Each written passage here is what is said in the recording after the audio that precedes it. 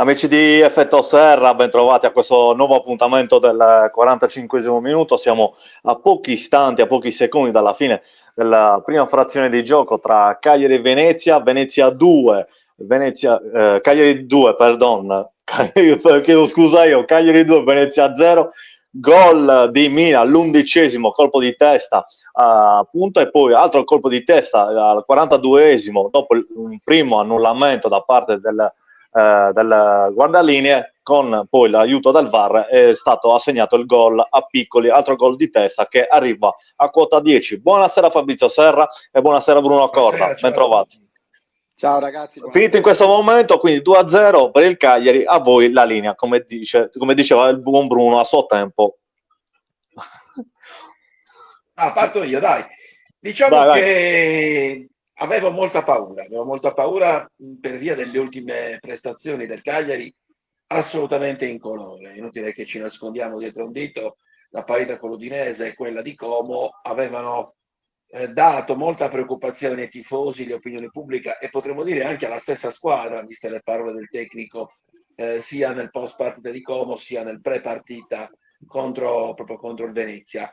Beh, devo dire che l'ha approcciata bene, devo essere sincero, mi ha fatto forse il fattore che ha fatto un po' spostare l'ago della bilancia, secondo me oggi è Vumbo, che riesce a, come posso dire, a districarsi, soprattutto a svariare in tutto il fronte d'attacco e quindi crea molte difficoltà nella marcatura da parte della difesa veneziana. Il tema tattico lo sapevamo, certo, essere passati in vantaggio dopo 10 minuti, 12 minuti in questo caso, ci sta agevolando perché Cagliari può fare quello che solitamente sta facendo in questa ultima parte di campionato, ovvero chiudersi e ripartire, anche perché il possesso palla parla del 57% del Venezia e del 43% del Cagliari. Questo vuol dire che non sempre chi ha la palla riesce a fare meglio. Venezia è molto in confusione e il raddoppio è arrivato proprio su una palla persa sulla tre quarti di costruzione del Venezia e siamo riusciti ad arrivare davanti. Un altro elemento di analisi, e poi lascio la parola a Bruno, è il rientro della coppia di centrali titolari, perché il rientro di Mina e il rientro di Luperto, ma principalmente potrei dire Mina, si vede la differenza che fa. Non è solo un discorso prettamente tecnico e tattico, ma proprio di leadership. Questa squadra aveva e ha bisogno di persone, di giocatori che possano trascinare il gruppo. Beh, Mina anche a tre quarti della forma, l'abbiamo visto. Bruno. Ma io anzi, Fabrizio ha dato, ha chiarito perfettamente, insomma, ecco, com'è stato il primo tempo a Cagliari. Io oggi invece voglio approfittare, anzi, dei vostri mezzi, dei vostri, come si chiamano, canali. Canali web, dai, visto ci siamo. Voglio approfittare dei vostri canali perché non posso non ricordare la scomparsa di Nicky Grauso, non posso non ricordare l'uomo con Gian Giacomo Nieddu, che continuerò sempre a ricordare, il mio primo direttore a Radio 24 Ore, poi dopo 2 anni c'è stata la fusione da Radio 24 Ore con Nicky Grauso, con Radiolina e col gruppo Videolina, e quindi ecco la mia carriera è iniziata con questi due personaggi e non posso ecco dimenticare chi ha inventato la prima radio libera in Sardegna, terza in Italia, Radiolina, Nicky Grauso, il 19 giugno del 75. Ma soprattutto Bruno, se non ricordo male, portò anche internet in Sardegna. Sì, se mi fai sì, completare, sto partendo da 50 anni fa. Ok. Ricordavo, stai parlando infatti di un genio, stai parlando di un assoluto genio, non solo perché era avanti a tutti 20 anni, ma soprattutto perché dopo l'esperienza radiofonica, dopo pochi mesi nasce la televisione libera, quindi con grandi battaglie, perché allora non si poteva, naturalmente c'era un monopolio e quindi le leggi non ti permettevano, quindi ci sono state grandi battaglie e lui aveva solo 26 anni, pensa, aveva 26 anni, 50 anni fa, muore a 76 anni. E dopo queste due grandissime novità che hanno sfondato proprio in Sardegna, dopo un po' di anni ha comprato anche il quotidiano più importante della Sardegna, l'Unione Sarda, portandolo a oltre 100.000 copie giornaliere di vendite, quindi un quotidiano veramente libero come la radio e come la televisione, quello che purtroppo oggi nel panorama generale, non parliamo della Sardegna, ma quello che abbiamo vissuto, la fortuna, il privilegio che abbiamo vissuto negli anni 70, appunto, a metà degli anni 70, con la nascita delle radio libere, delle televisioni libere e della stampa che allora era assolutamente libera, ecco, non possiamo ricordare un genio di questo calibro che agli inizi del 1990, esattamente nel 92-93,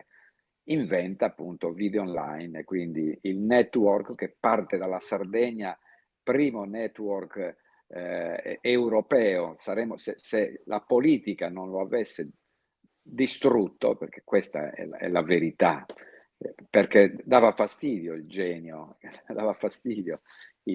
colui che ha il primo quotidiano online in Europa, pensate, il secondo nel mondo, quindi l'Unione Sarda è stato il primo quotidiano in Europa a uscire appunto online.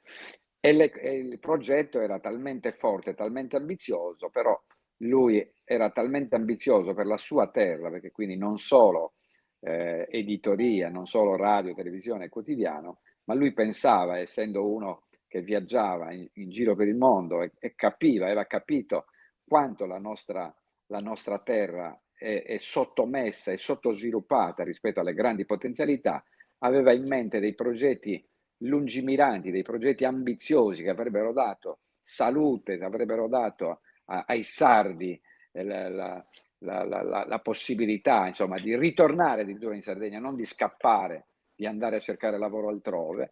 E lì ha tentato di entrare in politica e a quel punto è scattata la guerra. Le guerre che capitano appunto a chi cerca di mettersi in mostra, cerca di fare qualcosa per la propria terra. E da lì sono nate tutta una serie di storie e questo lo ha chiaramente provato, è stato costretto perché le banche si sono mosse, perché i poteri forti si sono mossi, lo hanno costretto a rientrare per l'indebitamento, perché il progetto era talmente grande, talmente ambizioso, arrivavano in Sardegna Gorbaciov, Negroponte, arrivavano i personaggi più importanti del mondo per testimoniare l'importanza del progetto e dell'uomo, del giovane che costruiva un futuro alla Sardegna, e da lì invece si sono scatenati i poteri forti e lui è stato costretto a vendere tutto il gruppo.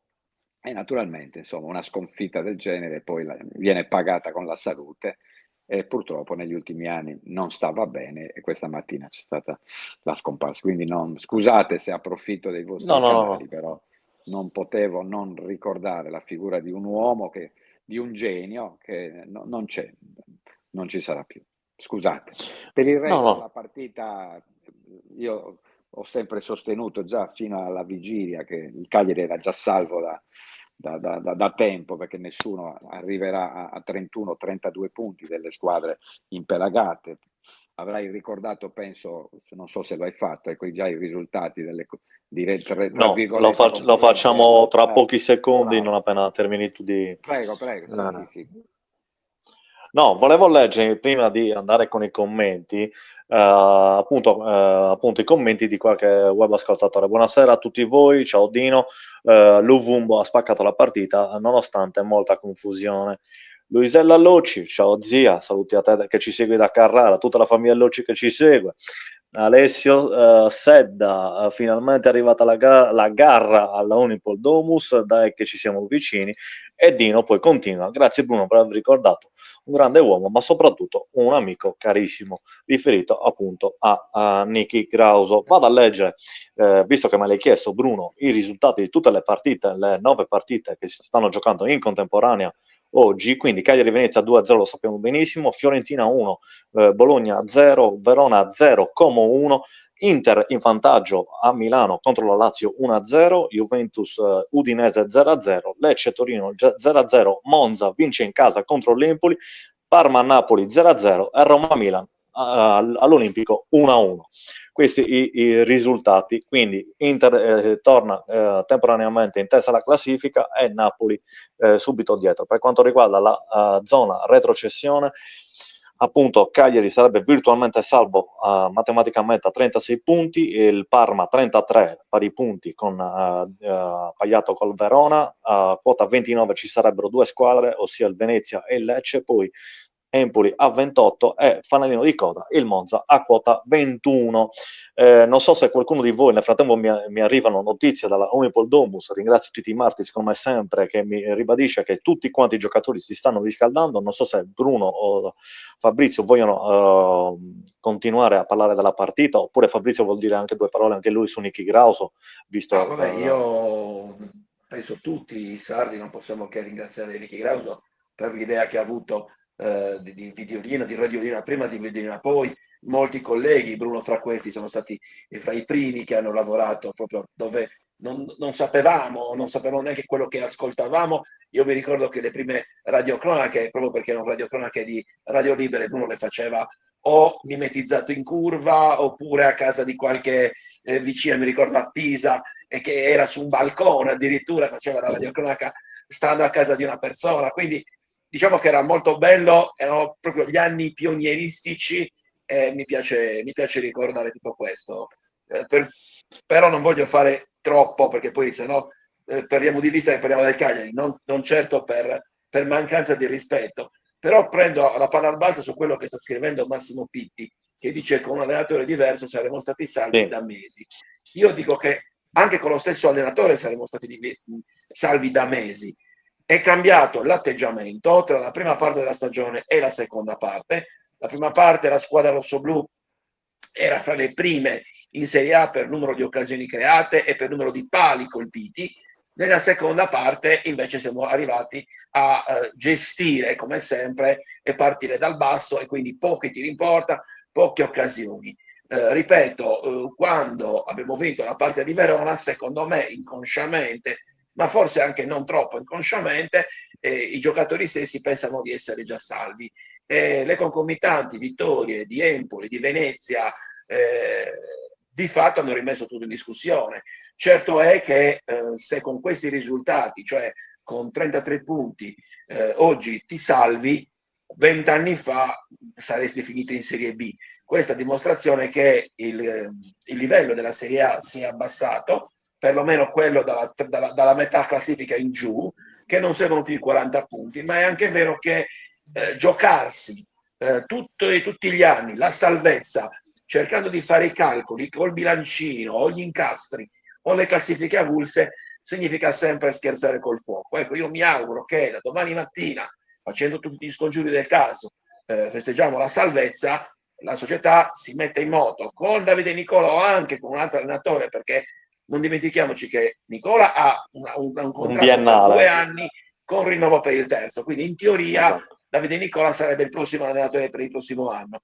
Però siccome le voci che sto sentendo sono sempre più insistenti, cioè che parrebbe che Giulini, proprio per come si sta vivendo questa finale di stagione, non voglia confermarlo, mi auguro appunto che si programmi, che si progetti, se abbiamo qualche giocatore per fare cassa, a quel punto si sacrifica, però questa squadra va rinforzata ovviamente in attacco, va rinforzata in difesa e va rinforzata soprattutto per quanto riguarda i piedi buoni, perché abbiamo giocatori molti di corsa, poca qualità, e abbiamo visto ad esempio in Mina, nel momento in cui è mancato lui, questo Cagliari dietro ha sofferto non poco, e soprattutto credo che sia imprescindibile non fare a meno di Elia Caprile, visto che è un portiere affidabile, 23 anni, riscatto a 8 milioni, e vista anche diciamo così, i problemi che abbiamo avuto l'anno scorso e quest'anno con il portiere, prima Radunovic, poi Scuffet, poi Scerri, io credo che un portiere buono valga mezzo campionato, e noi che ce l'abbiamo, secondo me, dovremmo fare di tutto per tenerlo. Bruno, sei d'accordo con le parole di Fabrizio di questi eventuali giocatori da riscattare per il prossimo anno, di qualche cambiamento, oppure cosa? Sai, come puoi non essere d'accordo che andrebbero riscattati No, il vabbè, c'è anche portiere?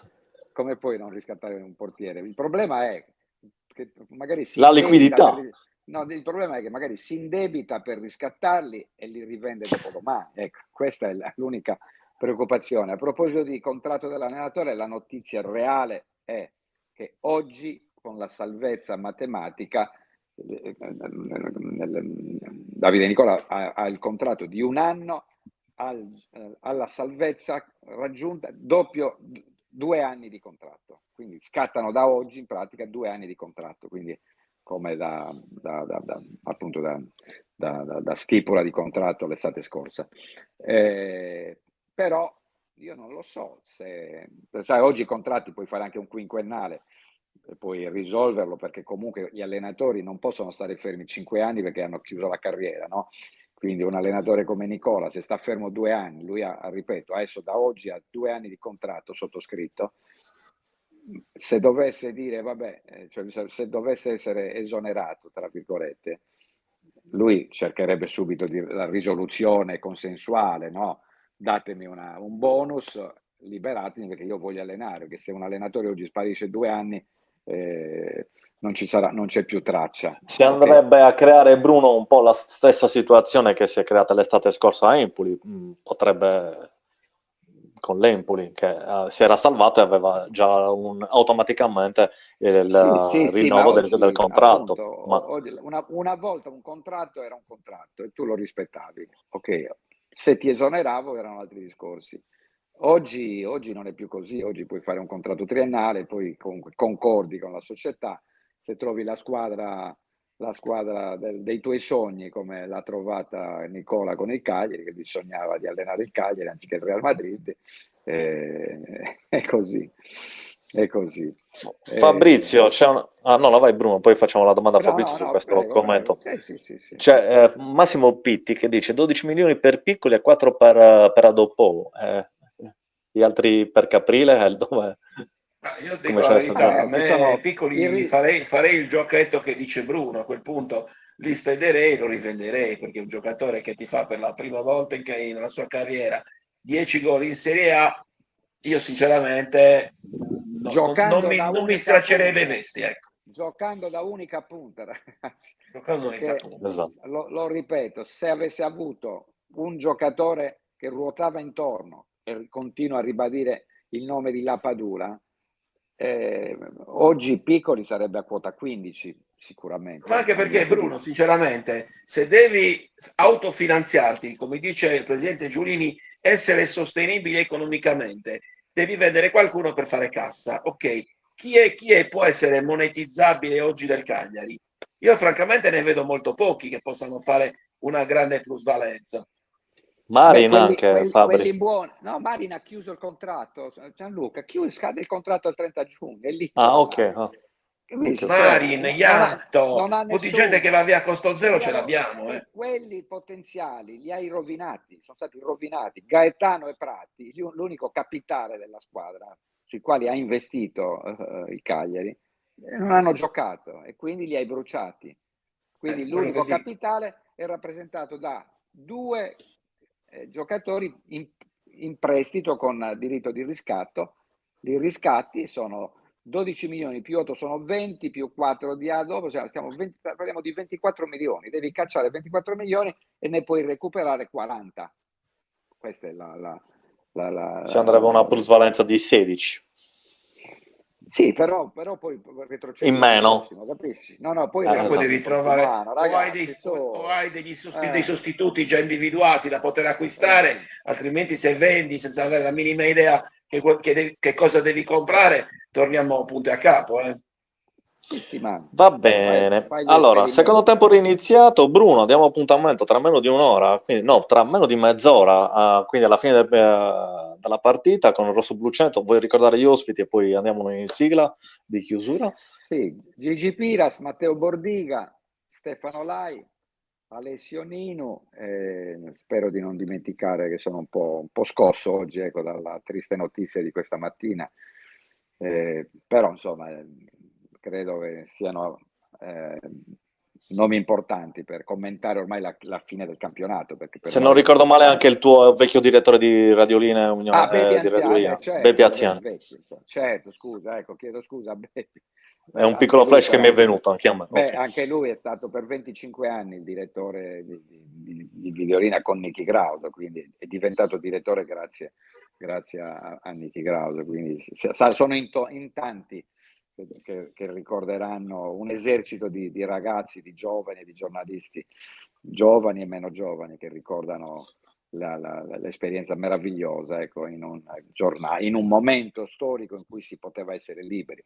Il mondo è cambiato a livello mondiale oggi, però insomma, ricordiamo le belle cose. Grazie. Andiamo a vederci questo secondo tempo, ci vediamo più tardi. Grazie Fabrizio, grazie Bruno, grazie a tutti coloro che ci hanno seguito sui canali YouTube e pagine di Effetto Serra. A più tardi con Rosso Blu 100 sulla pagina di Bruno Accorda e appunto anche il canale omonimo di Bruno. Ciao a tutti, grazie, ciao ciao.